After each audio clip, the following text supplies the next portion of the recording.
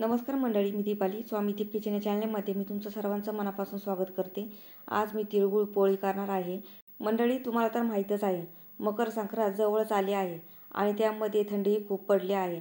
त्यासाठी गोड आणि पौष्टिक असं काहीतरी करावं म्हणून तिळगुळ पोळीचा घाट घातला आहे. ही पोळी नाही म्हटलं तरी 8 दिवस टिकते. आपण प्रवासामध्येही घेऊन जाऊ शकतो. शरीरासाठी अगदी हेल्दी तिळगुळ पोळी आहे. मंडळी, आजची रेसिपी आवडली तर हा व्हिडिओ तुमच्या फ्रेंड्सला, रिलेटिव्हला शेअर करा. चला तर मग मंडळी, रेसिपीला सुरुवात करूया. इथे मी कढईत 1 कप पांढरे तीळ घालून घेते. गॅसची आच लो ठेवायची आणि तीळ भाजून घ्यायचे. तीळ घेताना पॉलिशचे न घेता गावरान घेतले तर उत्तमच, कारण गावरान पांढरे तीळ चवीला खूप छान लागतात. तीळ भाजताना सतत हलवत राहायचं, म्हणजे तीळ करपत नाही. तीळ सुरुवातीला बघा कसे जाडसर होते आणि भाजत आल्यावर बघा कसे आकसले आहे, म्हणजे बारीक झाले आहे. इथे आपले तीळ भाजून झालेले आहे. आता मी एका वाटीमध्ये काढून घेते. आता ज्या कपाने तीळ घेतले त्याच कपाने मी शेंगदाणे घेतले आहे. पाऊण कप शेंगदाणे घेतले आहे, ते कढईत घातले आहे. आता शेंगदाणेही खरपूस भाजून घ्यायचे. शेंगदाण्याची साल तळकली पाहिजे.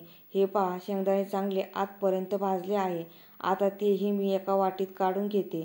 दोन्हीही साहित्य गार करून घेते. तोपर्यंत कणिक मळून घेते. इथे मी सुरुवातीला 1 कप गव्हाचे पीठ चाळणीत घालून घेतलेलं आहे.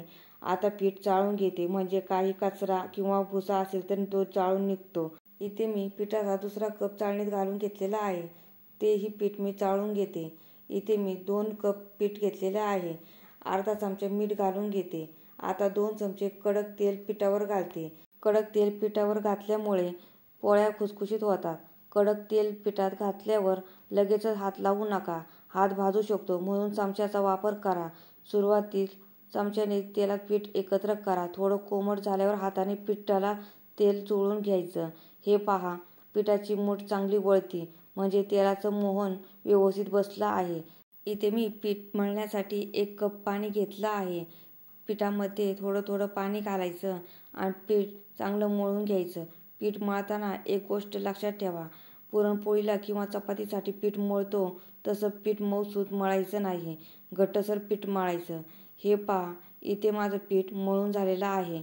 आता 1 चमचा तेल पिठावर घालते आणि 5 मिनिट मळते. हे पहा, एवढं घट्टसर पीठ मळायचं. आता झाकण ठेवून अर्धा तास पिठाला रेस्ट देते. तीळ आणि शेंगदाणे गार झाले आहेत. आता एका मिक्सरच्या भांड्यात घालून घेते आणि चालू बंद करून बारीक करून घेते. हे पहा, तीळ गार चांगले झाल्यामुळे बारीक करताना तीळ सुटलं नाही. आता एका वाटीमध्ये काढून घेते. आता शेंगदाणे बारीक करून घेते. शेंगदाणे पण बारीक करताना चालू बंद करूनच करायचं. हे पहा, शेंगदाणे चांगले बारीक झाले आहे. तीळ ज्या वाटीत काढलं त्याच वाटीत काढते. आता 1 कप बारीक किसून घेतलेला काळा गूळ घालून घेते. गूळ तुम्ही बारीक चिरला तरी सुद्धा चालेल. तुम्हाला किती गोड आवडतं त्यानुसार गूळ तुम्ही घेऊ शकता. जास्त घेतला तरी सुद्धा चालेल. गूळ किसून घेतल्यामुळे सारणात लवकर एकत्र होतो. हे पहा, गूळ मी हाताने सारणात एकत्र करून घेतलेला आहे.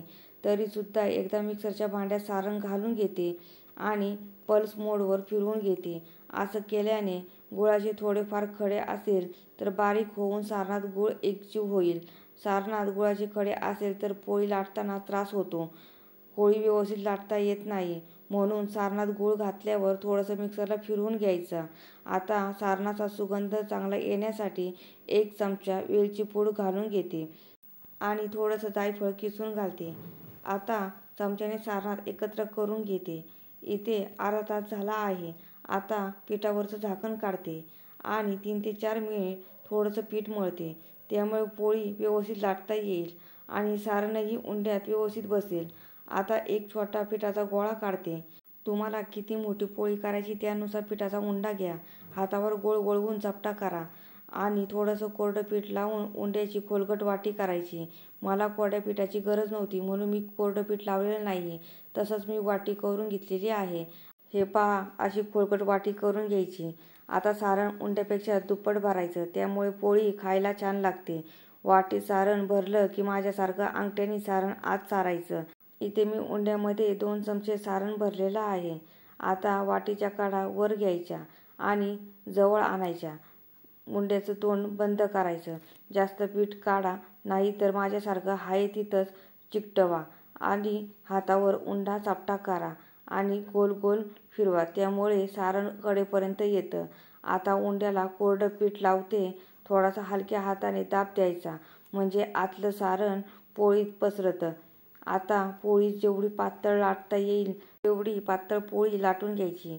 पोळी लाटताना एका बाजूने न लाटता दोन्ही बाजूने आलटून पालटून लाटायची. वाटलं तर थोडंसं कोरडं पीठ लावा, त्यामुळे पोळी खाली चिकटत नाही.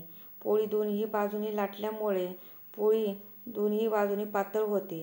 हे पहा, किती मोठी आणि पातळ पोळी लाटली आहे. कडेपर्यंत सारण पसरलेलं आहे. एवढी पातळ लाटायची. ह्याच पद्धतीने मी सगळ्या पोळ्या लाटून घेणार आहे. आता तव्यावर पोळीला घालते, पण त्याआधी तव्यावर थोडंसं तेल घालते, म्हणजे पोळी खाली चिकटणार नाही. हे पहा, पोळीवर फोड आले म्हणजे पोळी भाजली आहे. मी पोळीला पलटी करून घेते. पोळी दोन्ही बाजूनी भाजल्यावर पोळीला तेल लावून घेते. तुम्ही वाटलं तर साजूक तूप लावा, जर तुम्हाला आवडत असेल तर. तिळगुळ पोळी भाजायला वेळ लागत नाही, पटपट भाजल्या जातात. जास्तीत जास्त 3 ते 4 मिनिट पोळी भाजायला लागते. पोळी भाजताना गॅसची आच लो किंवा हाय ठेवायची नाही. मीडियम आचेवर पोळी खरपूस भाजून घ्यायची. आता ह्याच पद्धतीने पोळ्या भाजून घेते. मंडळी, तिळगुळ पोळी करणं किती सोपं आहे पाहिले ना. आता मकर संक्रांत जवळच आली आहे. घरच्यांसाठी गोड म्हणून तिळगुळ पोळीची रेसिपी घरात करा आणि मला कमेंट करून सांगा कशी झाली तिळगुळ पोळी. इथे माझ्या पोळ्या भाजून झाल्या आहे. आता गरमागरम सर्व करते. मंडळी, आजची तिळगुळ पोळीची रेसिपी कशी वाटली मला कमेंट करून सांगा. जर रेसिपी आवडली असेल तर चॅनल लाईक करा, शेअर करा, सबस्क्राईब करा आणि हो, बेल आयकॉन प्रेस करायला विसरू नका, जेणेकरून माझ्या नवीन रेसिपीच्या व्हिडिओची नोटिफिकेशन तुम्हाला लगेचच मिळेल. चला तर मग मंडळी, पुढच्या नवीन रेसिपीला लवकरच भेटू. तोपर्यंत छान छान खा आणि मस्त राहा.